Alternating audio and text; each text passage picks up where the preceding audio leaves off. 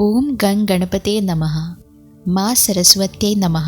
आप सभी को हमारे चैनल मेहा सनातनी चिंतन में स्वागत है। और आज हम भगवान गणेश्वर जी के जन्म की कथा सुनेंगे। उनकी कृपा दृष्टि से हम आपको आगे की कहानी सुनाते हैं। शिवजी और अन्य देवताओं का युद्ध के लिए प्रस्थान एवं गणेश जी का पुनः जन्म।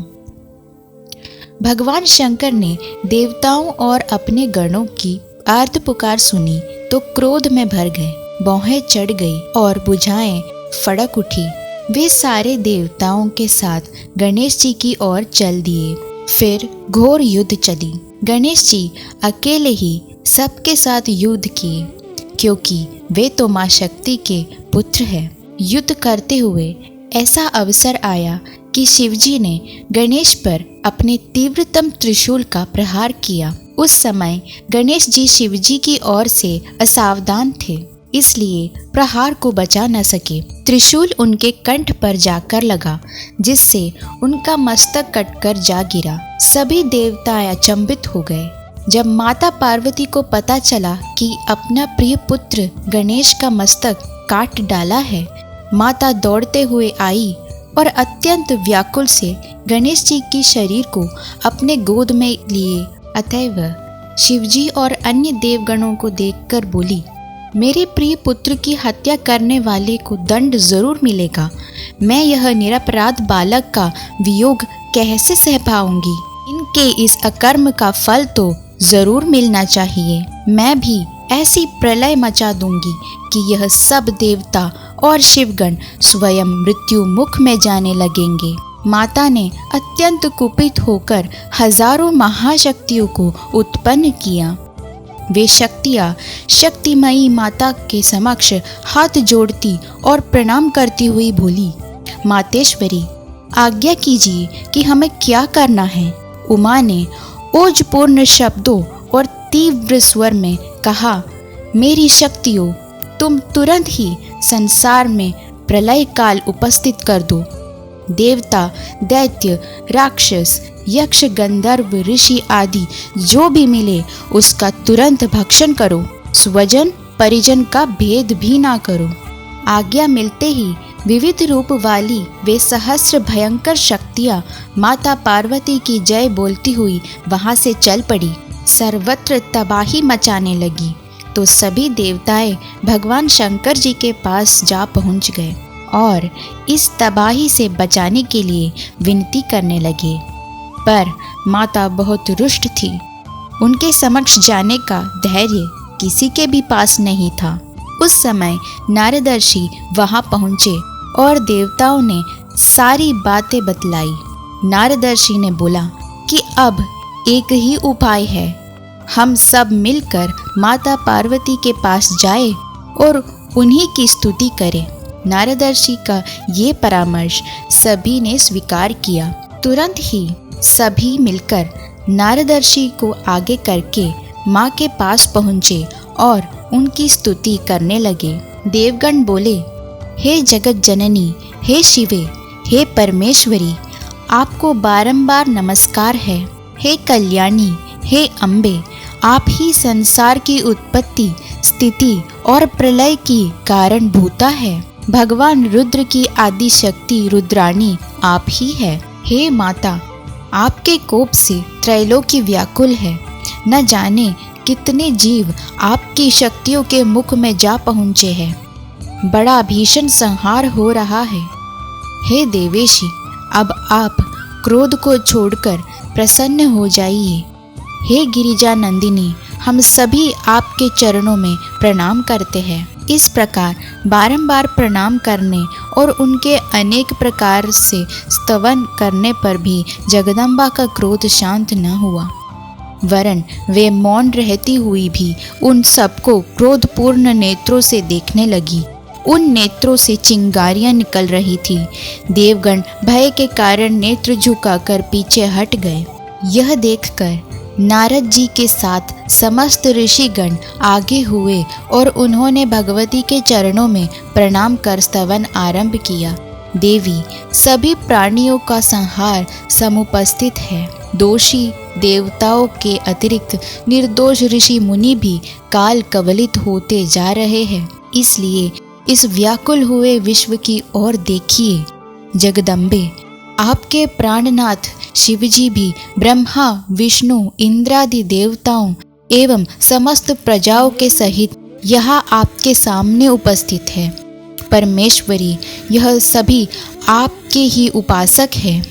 देवेशी, कृपया हम सभी का अपराध क्षमा कर दीजिए। आपकी सेवा में आने पर तो बड़े बड़े भी कृपा प्राप्त कर लेते हैं। हे शिवे, अब क्रोध को शांत कीजिए और सभी को कृपापूर्ण नेत्रों से देखिए। आपको नमस्कार है, नमस्कार है। इस प्रकार स्तवन करते हुए ऋषि मुनियों ने बारंबार माता पार्वती जी के चरणों में प्रणाम किया। उनका इस प्रकार की प्रार्थना से धीरे धीरे उनका क्रोध दूर होने लगा था। वे द्रवीभूत होती हुई उन ऋषियों से कहने लगी, मत पुत्रो यदि जीवते तथा संहार नार नहीं, यथा ही भवतां मध्ये पूज्योयं च भविष्यति, सर्वाध्यक्षो भवेदद्य यूयं कुरुत तद्यदि तथा शांतिर्दवेलीके नान्यता सुखमाद्यथा। हे ऋषिगण, मैं तुम्हारे कष्टों को समझ रही हूँ, किंतु मेरे अकेले पुत्र को मारकर उसके साथ अन्याय किया गया है। यदि मेरा वह पुत्र जीवित हो जाए और तुम सब उसे अपना पूज्य मान लो तो यह संकट दूर हो सकता है। यदि उसे सर्वाध्यक्ष का पद दिया तो ही लोक में शांति होगी, अन्यथा कहीं कोई भी सुखी नहीं हो सकता। ऋषियों ने जगदम्बा को पुनः प्रणाम किया और बोले, दयामयी, आपने लोक रक्षा के लिए सरल उपाय बता दिया है। आपका कथन उचित ही है, इसे हम देवताओं को बताए देते हैं। ऐसे निवेदन कर ऋषिगण देवताओं के पास जा पहुँचे और माता की इच्छा उन्हें बता दी। वे सभी उन ऋषियों को साथ लेकर भगवान शंकर के पास जा पहुँचे। उन्होंने उन्हें प्रणाम कर माता का संदेश सुनाया। प्रभु, जगदम्बा का कथन है कि यदि संसार को सुखी देखना है तो मेरे पुत्र को जीवित कर उसे सर्वाध्यक्ष का पद देना होगा, अन्यथा शांति संभव नहीं है। शिवजी बोले, देवगण, हमें उमा का कथन स्वीकार करना ही होगा। उसकी बात मानने से ही संसार का तथा हम सभी का कल्याण निहित है, इसलिए वह करना उचित ही है। देवताओं की प्रार्थना पर शिवजी ने कुछ देर विचार किया और फिर बोले, देवताओं, उत्तर दिशा की ओर जाओ। मार्ग में जो भी प्राणी प्रथम दिखाई दे उसी का सिर काट लाओ और गणेश के कबंध पर जड़ दो। पहले उस कबंध को स्वच्छ करके उसका पूजन करो और फिर काट कर लाए सिर को तुरंत ही कबंध पर रख दो। इस कार्य में विलंब नहीं होना चाहिए।